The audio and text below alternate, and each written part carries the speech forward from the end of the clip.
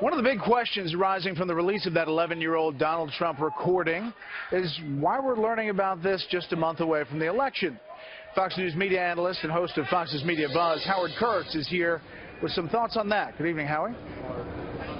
Good evening, Brett. Plenty of questions swirling around NBC, whose corporate family includes Access Hollywood as well as The Apprentice. Chief among them, what took so long? That tape of Donald Trump bragging about groping women has been in the archives for 11 years, and it just happens to surface now in the final month of a tight election.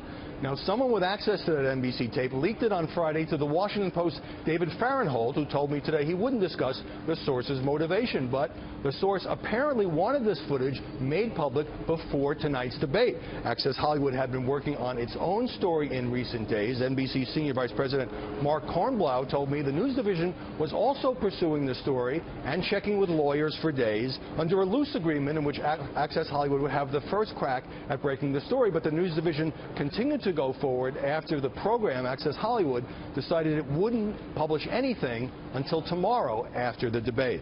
Now, after losing the scoop, Access Hollywood did air part of the debate, part of the tape, I should say, on Friday night, but cut out the parts with the most damaging comments from Billy Bush, a co-host of the Today Show, who has apologized and says he's embarrassed about having played along with Trump. Now, I just got off the phone with an NBC spokesman who knocked down reports that Billy Bush will appear on the Today Show tomorrow to apologize. In fact, he's been pulled from a scheduled appearance on that show. Meanwhile, The Apprentice, the AP quoting numerous former staffers and contestants from The Apprentice as saying that Trump made lewd and inappropriate comments to women. The Trump campaign says that's totally outlandish and calls the story false.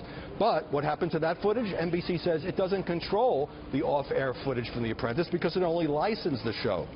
As for Access Hollywood, it turns out the most explosive story of this campaign was sitting right under its nose, and NBC's. Brett? Howie, thank you.